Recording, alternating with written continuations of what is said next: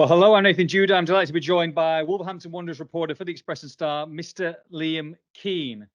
Liam, we finished a podcast earlier this week, last one of the season. Didn't think we'd be doing this as soon as we finished recording, but we are. Season ticket prices are out, and there are significant rises across the board, leading to a lot of fan fury, to be honest. Before we get into it, I'm going to read out Jeff Shee's open letter to fans concerning the season tickets. Then we'll let you have the floor, explain the rises, explain where they are, and we can go from there. Does that sound suitable? Yes, I think so. Let's do it. Okay, open letter from Jeff Shee. Here we go. When it comes to setting season ticket prices, we benchmark our prices against those of the other 19 Premier League clubs, especially those with similar fan bases, stadium capacities, and sporting achievements.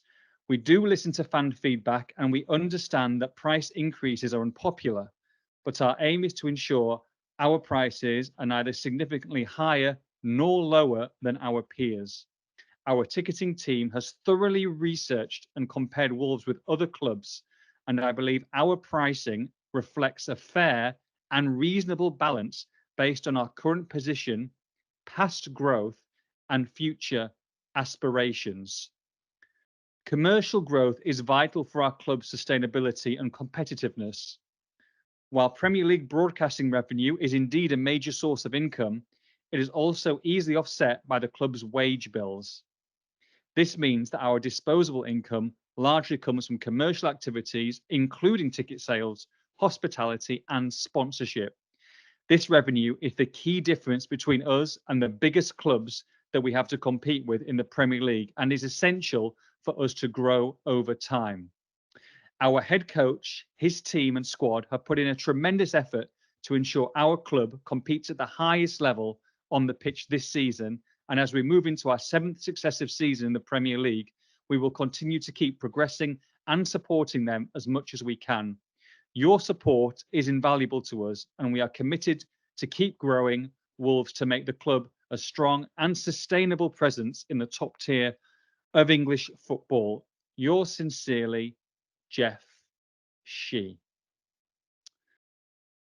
Right, Liam, that's Jeff Shee. The prices are out. You've tweeted them out this morning. There's obviously stories left, right, and centre on the Express and Star, including polls. There's a lot of anger. There's a lot of frustration out there. And I think we can both agree, understandably so. Absolutely. It's important to note that the figures haven't been put out publicly by the club. So there is no, at the time of recording, which is roughly just before 2 p.m. now, at the time of recording, there's no public table or record from the club about the price rises. I don't have anything on or off record of the price rises. So everything that we have so far is based off supporters that we've spoken to. Obviously, a lot of the social media anger that is around, and I verified price changes and rises with supporters as well that I've spoken to. So just to make that clear, first of all, that we're having to dig up a lot of this information to bring as much as we possibly can to Wolves fans. And as you rightly say, angry, disappointed. I know Jeff in his open letter there has said the price rises will be unpopular, but in my humble opinion, this is catastrophic. To have increased the prices by such a large amount across the board was a massive surprise, first of all, and in my opinion, a massive own goal from Wolves. I find it incredible that hard-working, working-class supporters are being forced to shell out this kind of money. And I say forced because many of them will be, because they are desperate to watch their team.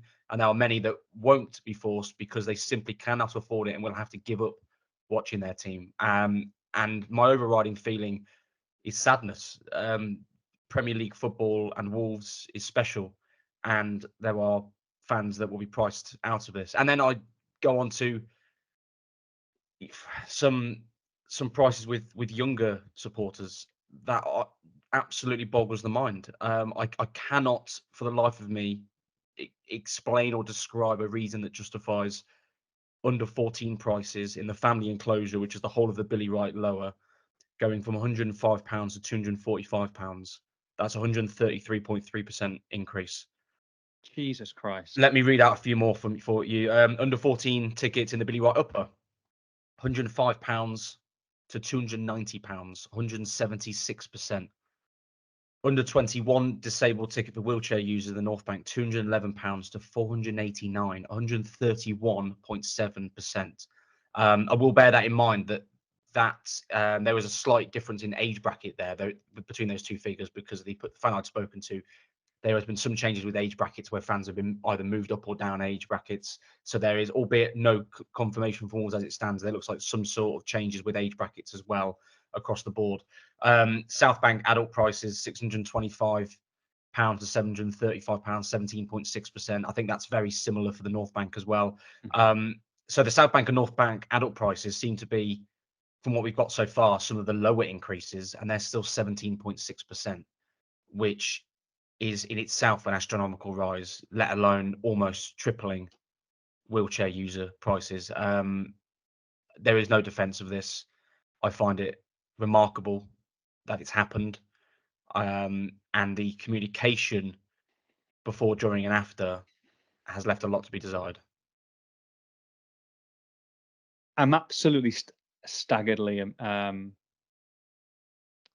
We knew there were going to be increases. I think everybody understands that there's going to be increases, but I find you're right in what you say. It's incredibly sad, because to watch a Premier League game, to watch the team that you support, I mean, priced out. This is a working class city, and the product that's on the pitch.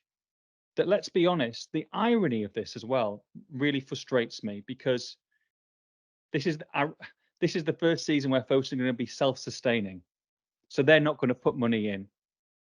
This is the first season where they're going to have to speculate to accumulate. They're going to have to be able to buy players. They're going to have to sell. There's no improvements in the infrastructure. The stadium is in terrible condition, some inside, some outside. There's no spending going on there. And yet the only people who will be made to pay are the fans. And these are the people who come left, right, and centre. Those who make a big statement. Jeff, you made a big statement by going to the Premier League board saying, you are killing this game for the fans. VAR is killing the game. Well, you're killing the game as well for the fans, because you're increasing prices like this. There are so many people that will not renew. And I don't get this whole, well, there's always a waiting list. If you don't pay, someone else will pay. This is a huge, huge mistake. And you can't go and say, let's say VAR is spoiling the game, we're doing it for the fans, and then a few days later increase season ticket prices to this sort of level. This isn't 2 or 3% rises, or Crystal Palace price freeze, or Aston Villa 4%. These are massive, these are insane amounts of increases. There is a lot of anger there. You finish 14th in the Premier League. You know, players are getting paid astronomical wages. Don't you say that you need to do this because of wages. You know, what about £35 million that you've pissed away on strikers, or, you know, £25 million for people who don't want to be here? It's these are the decisions, and it's the fans who have been having to make to pay. And it's really annoying. It's frustrating, and it's damning. Now, we get to watch the game, but all those people and the atmosphere at Molineux, that's what gets the team over the line. So you want a load of people who are going to be coming all over the country because they can afford to pay, and then all of a sudden the Molineux atmosphere changes. You want the people who've been there, not just last year, 5, 10, 15, 20 years ago, young people coming into the game, young kids who want to watch. You can't watch the game anymore if you're a young kid. And to be honest, I can't blame them. That's the sad thing. Like, we love this club. You know, I'm emotionally involved in this club. You've been a fan since you were a little boy. You know, so you're there. You've seen the good and the bad, but you can't see the good and the bad now. You can't, because if you're not at a certain income level, and it's got to be a very comfortable income level to go here, then you're not going to see the club you love. And that is absolutely disgusting. And I've got to throw a point in. You talk about kids not being able to watch their club. I spoke to a fan over DM today, and was, you know, going back and forth on a few prices, and they were giving me a bit of information to use. And they made a very good point. They said, what my fear is that, you know, kids who can't afford to go will very easily walk into, and obviously it's the adults that pay for it, but regardless, they can't afford to go. These kids, they will walk into Sports Direct and they will spend 30, 40 quid, 50 quid, 60, whatever it might be, buy a Man City shirt, and will support a team from afar because they can't afford to go watch Wolverhampton Wanderers. We've spoken on previous years and previous podcasts and previous videos about price rises, and it's been 5%, 10%, 11%. And I've said I can understand why costs of things are going up. I can understand it. I don't like it, but I can understand it. If it was my, decision, football would be far, far cheaper across the board, let alone just Wolves. But I can understand, albeit difficult to stomach, why it's gone up by that percentage. To see some of the percentages today, there's just no justification for it. There's no justification. You're completely I correct. can't. I almost lost for words with how damning this has been. And a massive own goal. Disabled price rises, Liam, but disabled fans. I can't.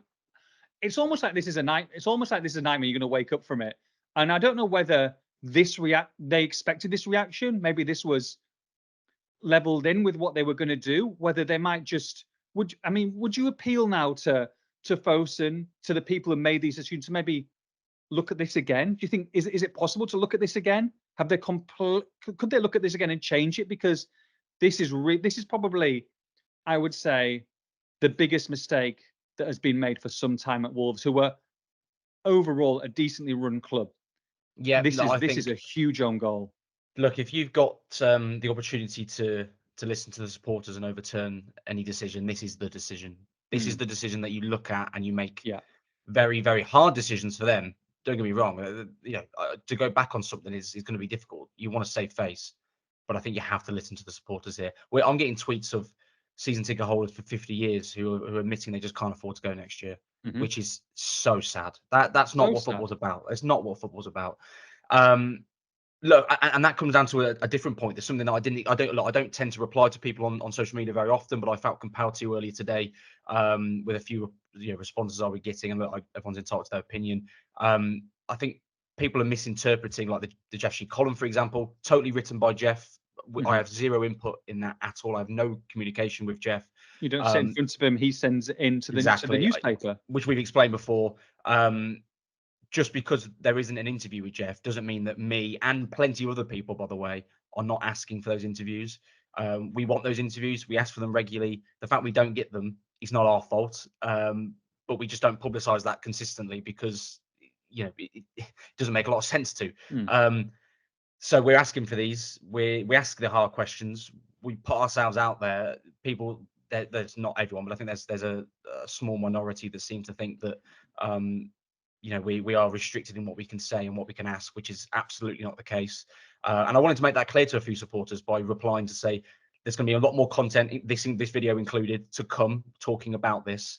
I'm not going to just randomly tweet something. I'm going to take my time, however long that might be, whether it's a couple hours from now or tomorrow morning, whatever it is, and put out my thoughts.